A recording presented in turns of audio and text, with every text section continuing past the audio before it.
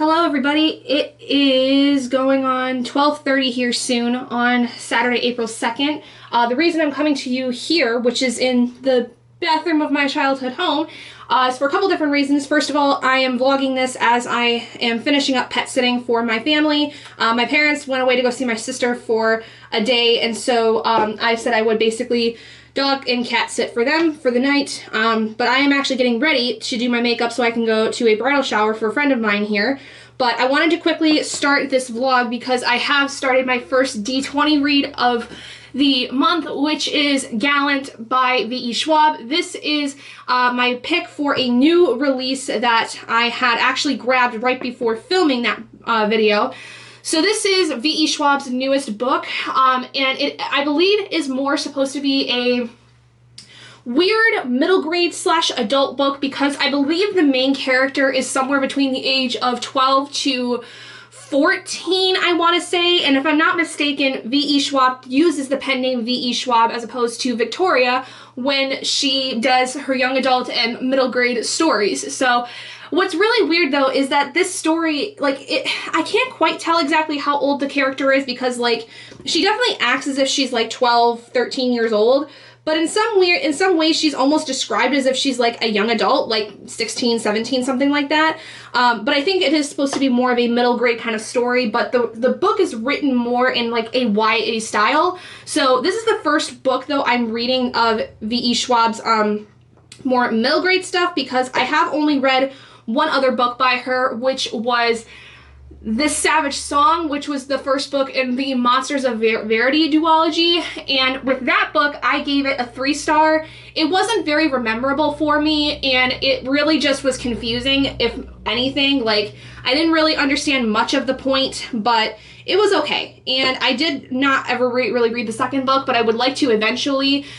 But this one also is going to be counting for a couple different things because if you guys are watching anything else going on my channel, I am doing Realmathon and Aurelium Academy here in April, so this book is counting for a couple different things in terms of those, but this is mostly for the D20 vlog. So anyway, I am a little over 100 pages into this book, and so far I like it, but I love the writing. The writing is absolutely beautiful. Ve Schwab does, I think, have a very beautiful style of writing when she tries, because I don't really remember how the writing style with Monsters of Verity was, just because, it wasn't super memorable for me, so I don't even remember if the writing style was at all that great. But I definitely feel like she's trying in this one, and I have heard people say that as you go into her more newer stuff, her writing gets a lot better. So I don't know. We'll kind of see how that goes if I end up reading more of her books. But as far as this one is, I think, basically centering around this girl named Olivia,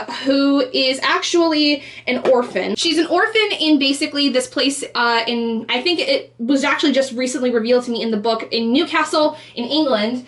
And she doesn't really know much of what happened to her family. All she knows is that her mother had dropped her off at the orphanage when she was not quite 2 years old, and her dad's been dead as long as she's been alive. He died before she actually was born. But her mother's disappearance was basically just completely out of the blue. She doesn't know if her mother is even alive, and she thinks that she's going to be basically stuck at this orphanage her entire life. Well, that is until she gets this letter from this supposed uncle of hers who is telling her to basically come to this manor called Gallant. It's a very big estate a long ways away from where she's been, and supposedly this uncle has been searching for her for years because her mother had ran away, had disappeared, and they've been trying to track her down ever since.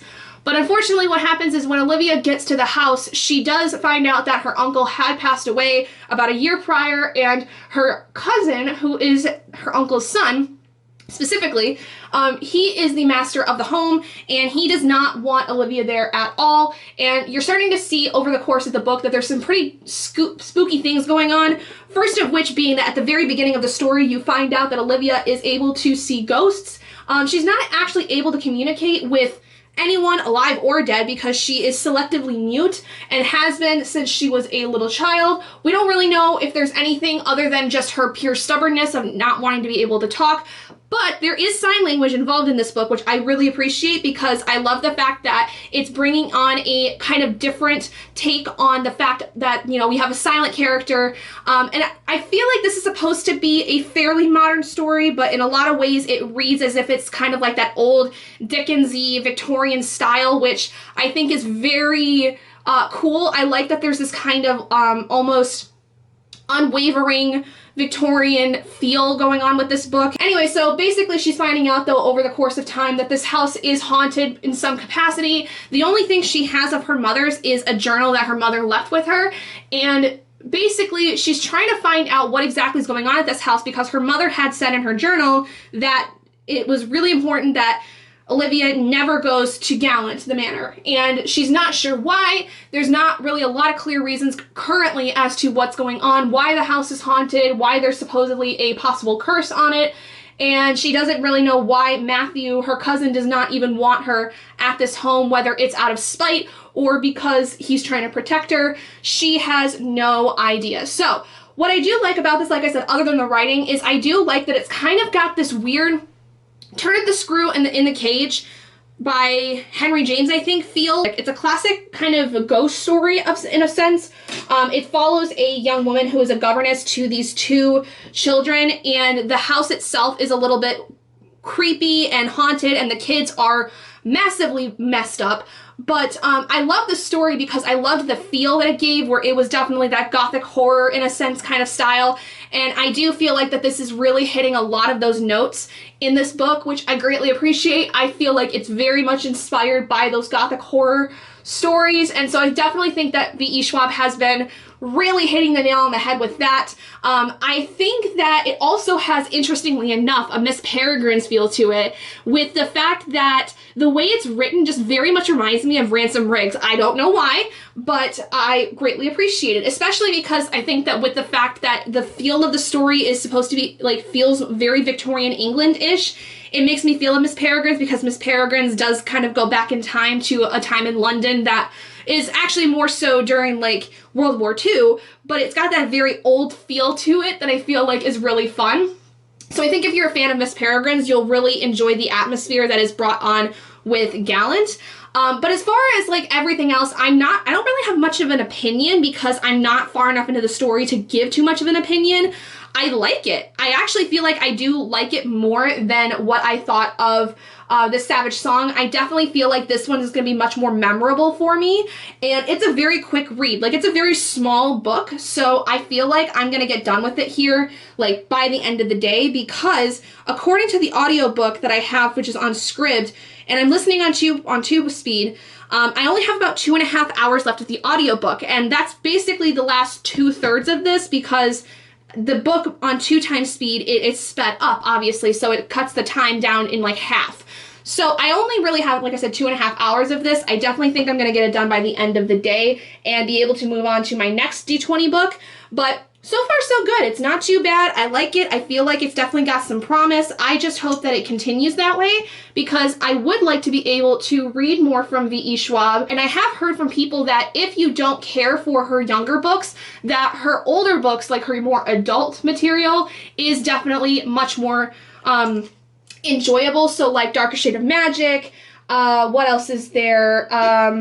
Vicious Villains, and then The Invisible Life of Addie LaRue. I think a lot of people have been saying, like, those are the ones that definitely to go for if you are not a fan of her younger work. For some reason, this Savage Song just did not really hit with me, and I don't know also if it was during the time that I read it that it wasn't hitting with me, which is kind of why I would like to be able to reread it and then also read the sequel, because I have heard people say that with that duology, the sequel is a lot better than the original, so I do plan on eventually getting through that at some point. I think especially if I really seem to enjoy this one by the end of it, I will try to get through the Monsters of Verity duology fairly soon, just because that is a series I had started with her from before. So I feel like it makes the most sense to go back to that one if I really like this one and try my hand at it, and then read the rest of the stuff I have, because I already do have The Invisible Life of Addie LaRue and A Darker Shade of Magic, and I also have The Near Witch on my Kindle. So I've got quite a small collection going on of her work that I would like to be able to chug through. And if I really like A Darker Shade of Magic, I would like to read the entire series because that is her most popular series. It is the one that a lot of people really seem to like, as well as the Vicious and Villains duology. Like, I have heard nothing but really good things about that duology, so I would like to, you know, try my hand at getting through her work. It's just, I think, a matter of doing it and whether or not based on this. Also, there's that City of Ghosts series that's middle grade too that I would like to read.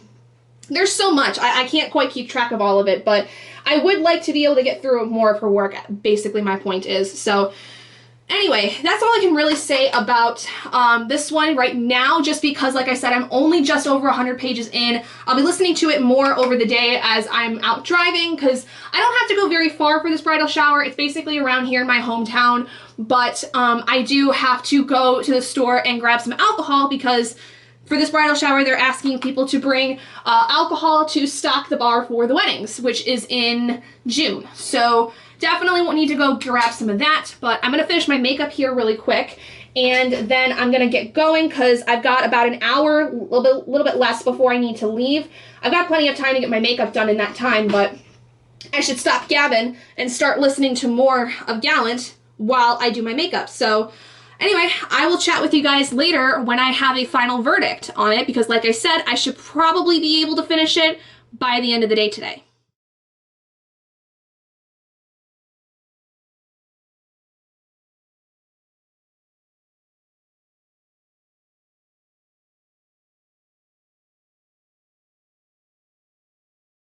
Hey guys, so it's just after 2 in the afternoon on Sunday, and I've just finished Archenemies. So, this was for my Wheel of D20 books to read a YA book, I think. I think that's what it was for this month. So, yeah. 5 out of 5 stars. I really enjoyed this. This is also for my reread series of the Renegades Trilogy by Marissa Meyer.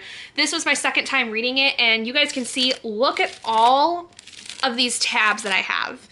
I think I tabbed this one about as much as I did Renegades, and mostly they are things that are emotion filled. Like I have pink tabs that are for things like lines that I love, because there's some amazing lines and some very, very sweet moments that I just make my heart happy.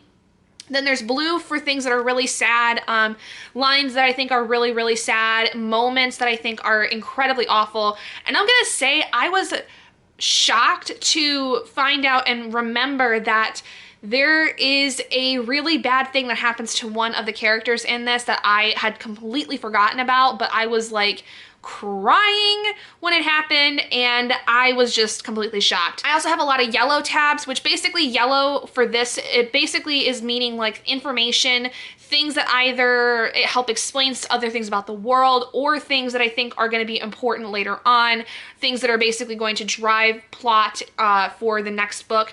And then I have a lot of purple tabs as well, which purple tabs are questions, either ones that are posed by the characters, things that I think would make interesting discussions, or things that I think would be interesting to look into further on down the line in terms of, again, plot-wise. So I really enjoyed this, and it's so interesting because I was kind of talking about this when I was doing reading sprints last night, but this one I feel like has a very different feel in terms of the tone than Renegades does, because Renegades has a very kind of happy-go-lucky almost idea, because you're learning about this world filled with superheroes, so everything's a little bit more kind of a bright colored idea.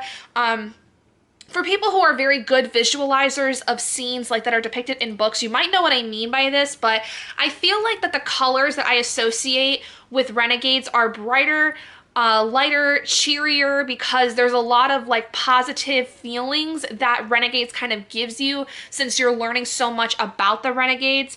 Archenemies, though, I feel like a lot of those colors are dampened and are darker, because I feel like this one handles interesting topics about specifically more along the lines of Nova's anarchist side, the things that she is dealing with, and especially like the kind of back and forth nature she feels regarding posing as a renegade when she's truly an anarchist, and some of the issues that come around with that.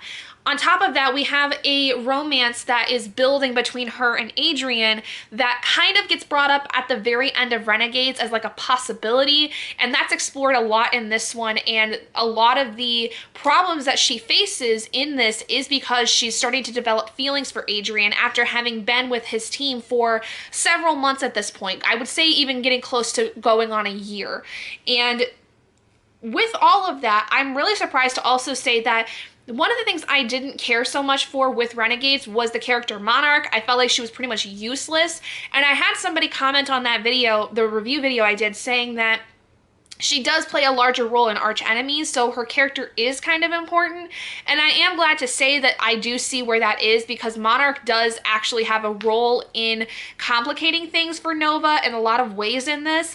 And so I am happy to see that she does have a bigger role here, which I think made this book a lot more interesting than I think Renegades was, because I feel like I said, Renegades has a very particular feel of being in the happy-go-lucky kind of story, in a sense, setting up the world, setting up a lot of the positive aspects that are involved in this world, whereas Archenemies delves more into some of the more negative aspects, the real difficult things that I think are very much playing in the gray area of what is good versus what is evil kind of thing. And I really enjoy that. I think that that tone shift was very needed, because there were things that we saw here that were being kind of hinted at in Renegades that fully got described here, that I think just really amped up the intensity. And I'm very excited now going into Supernova, because I forgot also that something happens at the end of this that I think is driving the plot for the very end of this trilogy, that I'm very excited to see how that plays out. So really enjoyed this a lot. I'm actually really glad I decided to reread this and Renegades, just I think in general to like I said, see the tone shift that there is between the books, and just adored it. Still adore it. Adrian and Nova are still some of my favorite characters I've ever read from. Adrian is still my #1 favorite book boyfriend ever. Like, he will always have that spot in my heart, but I just really enjoyed this for a lot of reasons. So thankfully, now that this is done, I can move on to my final Wheel of D20 read later today, which is The Mothers by Britt Bennett. I don't know much about this other than it is more of a contemporary fiction, and I do believe this is dealing with Black women, if I'm not mistaken. I really have no idea, but it's a short one, and I've got my friend Princess's sprints going on here soon in less than an hour, so I'm gonna get started with that during those, and I might be able to finish that today, which will be great, because again, it's really short. I could probably blast through that fairly quickly, so we'll see how it goes. Good morning, everybody. It is 8:40 in the morning on April 12th. It's been a couple days since I last talked to you, but last night before I went to bed, I actually ended up finally finishing my last Wheel of D20 book for April, which was The Mothers by Britt Bennett. This I ended up giving it 4 out of 5 stars, and I really enjoyed it a lot. I feel like this is a very interesting story that I feel like, though I don't necessarily relate to as much, mostly because of the representation that's involved with this, in the fact that this is centering around Black people.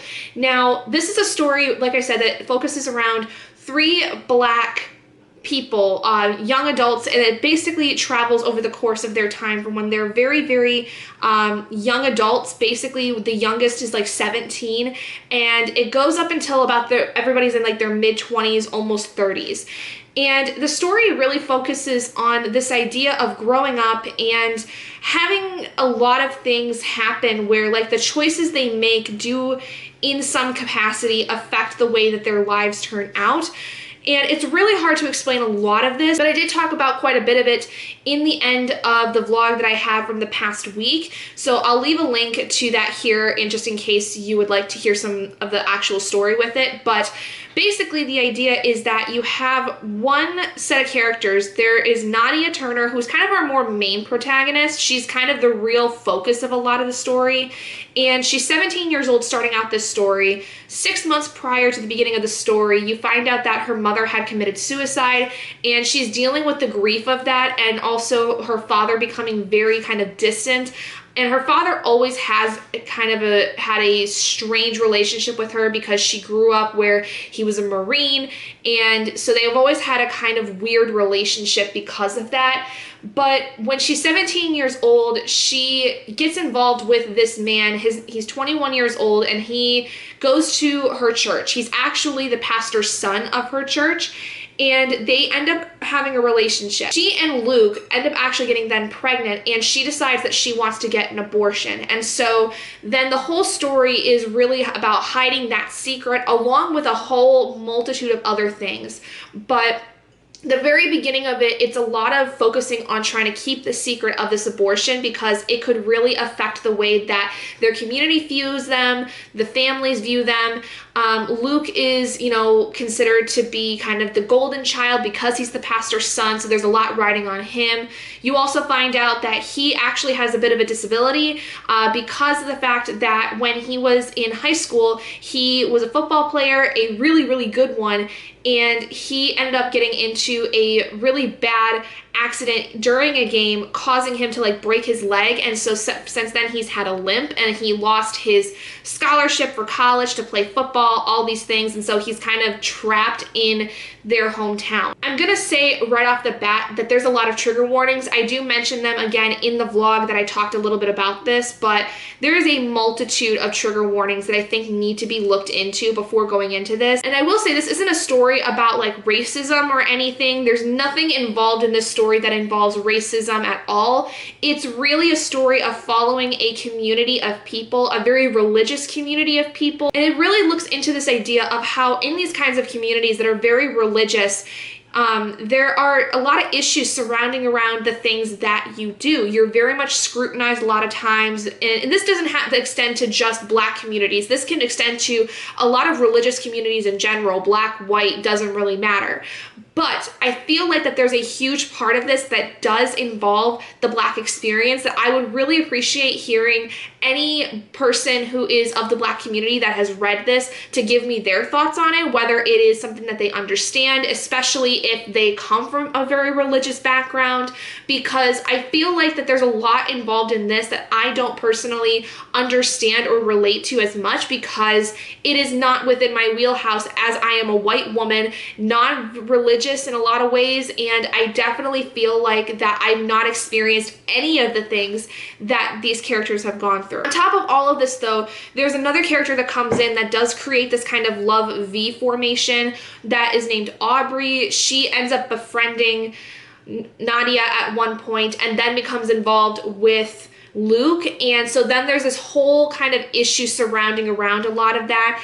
And again, I feel like that this really talks about this idea of, in this kind of a community, you are set to a standard, and because Nadia doesn't do things that are set to that standard, she's kind of outcasted. And on top of that, her father has kind of established himself in this community. Her mother was really well liked, and then after she died, a lot of people kind of didn't know how to treat her, and Nadia was always looked at growing up as kind of this bad girl image in a sense.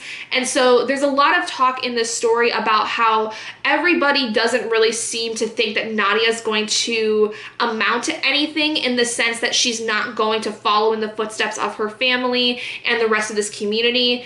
If anything, they kind of resent her for going out on her own, because she does end up leaving San Diego at one point to go to college, and everyone kind of looks at her very funny, like she's almost no longer a part of this community and kind of being ostracized in a lot of ways through that. So I feel like that this is a very multi-layered story because we have a lot of different ideas of family and mothering, and I feel like too there's a lot of nuance involved in this, I think, that again relates to the religious upbringing that these characters are involved in. And I feel like I can only say so much of this without feeling like I'm stepping on toes that I shouldn't. So I would like to hear anyone who is of a similar background to this story to tell me what they think about this, because I can only say so much. I enjoyed it. I think my only criticism was I felt that the writing was a little bit too lyrical in some ways, and I felt like I definitely didn't necessarily lose the point of the story, but I definitely feel like it was harder for me to get through the story at times because of the writing. But that is pretty typical with literary fiction by itself as a genre, not specifically to just this book. But I do think that this was a very interesting story, and I would highly recommend it for those of you that are looking to get into literary fiction, and especially if you're looking for books by people of color, because I definitely believe that this is a very good one. And this is Britt Bennett's debut novel, and not that long ago she published another book called The Vanishing Hat, and I would really like to read that because I have heard very good things about it, and I didn't really realize that The Mothers was her debut, but I do remember when this book had initially come out because I was in college and just really getting my footing in BookTube. So I'm curious to see whether between then and now with The Vanishing Half, if Britt Bennett has a very similar writing style and whether The Vanishing Half will hit me in the same way that I think that this one did. I have a meeting here in about 10 minutes I have to go to, but I did want to close out this vlog finally because I did finish my Wheel of D20 books for April, which is awesome. That does mean in May I end up going down to 2 books that I need to read for the Wheel of D20, and I'm very excited because although I'm not going to be able to do a mood read in June like I thought I was going to, with Battle of the Bookish, it's fine. I only have to read one, and more than likely I can get that to fit in the prompts for Battle of the Bookish, which we'll have stuff for that coming out here in the next handful of weeks. It's just a matter of getting stuff all put together. Anyway, let me know what you guys thought of these if you've read them down in the comments below. And if you guys did enjoy this video, please do give it a big thumbs up. And if you haven't already and you'd like to be and would like to see more content like this, go ahead and hit that button down below and subscribe to become an owlet in our flock. And I will see all of you guys in my next video. Bye guys.